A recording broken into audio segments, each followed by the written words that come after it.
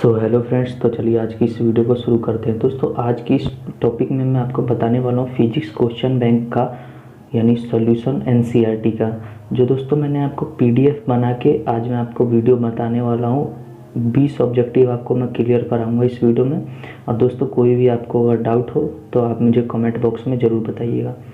और दोस्तों आपको एक और बात बता दूं, मेरे एक रंजीत सर हैं, फिजिक्स क्लास पढ़ाते हैं यूट्यूब पर। उनके 8000 कुछ सब्सक्राइबर हैं।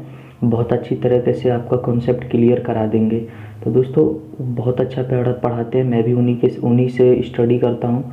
उन्हीं के चैनल के माध्यम से मैं आपको उनका लिंक डिस्क्रिप्शन में दे दूँगा। आप उनका चैनल सर्च करेंगे तो आ जाएगा।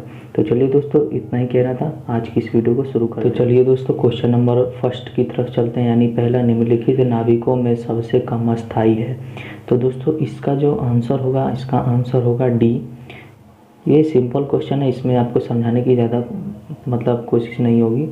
तो चलिए क्वेश्चन नंबर 2 की तरफ चलते हैं। 2 में दिया हुआ है L-R परिपथ की परिबाधा होती है। इसका जो आंसर होगा दोस्तों, इसको मैं बताता हूँ। इसका आंसर डी होगा, यानी √R² + L² ω²। इसका जो राइट आंसर होगा। तो चलिए दोस्तों क्वेश्चन नंबर 3 की तरफ चलते हैं। तो 3 में दिया हुआ है व्यक्तिकरण फ्रिंज की चौड़ाई होती है। तो दोस्तों इसमें 4 ऑप्शन दिया हुआ है। चारों में से आपको सिंपली से जो है ऑप्शन नंबर ए पे टिक मार लेना है। ये जो होगा इसका राइट आंसर होगा। तो चलिए दोस्तों क्वेश्चन नंबर 4 की तरफ चलते हैं।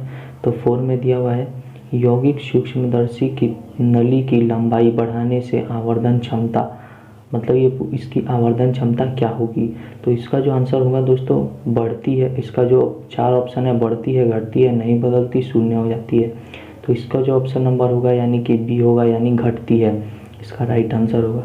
तो चलिए दोस्तों क्वेश्चन नंबर 5 की तरफ चलते हैं। 5 में बोल रहा है विद्युत चुंबकीय तरंगों की प्रकृति होती है। तो इसका जो आंसर होगा, यानी इसकी प्रकृति पूछ रहा है, विद्युत चुंबकीय तरंगों की प्रकृति। तो 5 का जो होगा ए आंसर होगा, यानी अनुप्रस्थ। इसका राइट आंसर होगा। ये दोस्तों VVI है, बोर्ड मॉडल है। तो चलिए दोस्तों आप क्वेश्चन नंबर 6 की तरफ चलते हैं। तो 6 में दिया हुआ है गामा किरणों की तरह होती है। तो इसमें पूछ रहा है गामा किरणों की तरह कौन सी किरण होती है। तो इसमें ऑप्शन नंबर दिया हुआ है ए अल्फा किरण, बीटा किरण, सी नंबर में कैथोड किरण, डी में दिया हुआ है एक्स किरण। तो इसका जो आंसर नंबर होगा, यानी कि डी जो है इसका राइट आंसर होगा, एक्स किरण। तो चलिए दोस्तों क्वेश्चन नंबर 7 की तरफ चलते हैं। तो 7 में दिया हुआ है आवेश का बीमा होता है। तो आवेश का जो बीमा होगा, इसमें से दोस्तों 7 का जो होगा, यानी AT जो इसका होगा बीमा होगा। तो चलिए दोस्तों क्वेश्चन नंबर 8 की तरफ चलते हैं। तो 8 में दिया हुआ है 1 वोल्ट बराबर होता है। तो इसका जो ऑप्शन नंबर होगा, यानी कि बी इसका राइट आंसर होगा, 1 जूल कूलम। तो चलिए दोस्तों क्वेश्चन नंबर 9 की तरफ चलते हैं। तो 9 में दिया हुआ है एक गर्म तार एमीटर मापता है। तो और इसमें 4 ऑप्शन है, चारों में से जो है इसका राइट आंसर होगा, यानी बी।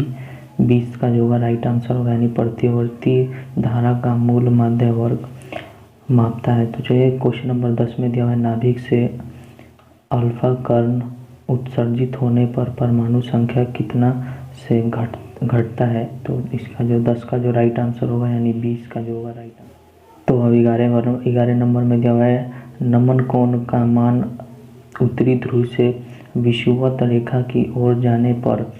तो ये स्थिति पूछ रहा है। तो इसका जो राइट आंसर होगा, यानी कि इसका जो राइट आंसर होगा, यानी ऑप्शन नंबर बी। इसका जो होगा राइट आंसर होगा, यानी बढ़ता है इसका जो होगा राइट आंसर होगा। तो चलिए दोस्तों क्वेश्चन नंबर 12 में दिया हुआ है पी टाइप के अर्धचालक में मुख्य धारा वाहक होती है। तो 12 का जो राइट आंसर होगा, यानी छिद्र इसका राइट आंसर होगा। अब क्वेश्चन नंबर 13 की तरफ देखेंगे। तो 13 में दिया हुआ है निम्नलिखित में किस राशि का मात्रक वोल्ट बटा मीटर होता है। तो 13 नंबर का जो ऑप्शन नंबर होगा डी, यानी विद्युत क्षेत्र इसका मात्रक होता है। और 14 नंबर में दिया हुआ है लॉरेंट्ज बल के लिए कौन सा व्यंजक सही है। तो 14 नंबर का जो आंसर नंबर होगा, यानी बी, यानी एफ। इसका जो होगा राइट आंसर होगा F vector equal to q into E vector plus v vector into B vector. इसका राइट आंसर होगा। तो चलिए दोस्तों क्वेश्चन नंबर 15 की तरफ चलते हैं। तो 15 में दिया हुआ है कैथोड किरण होती है। तो दोस्तों कैथोड किरण जो होती है वो इलेक्ट्रॉन होती है।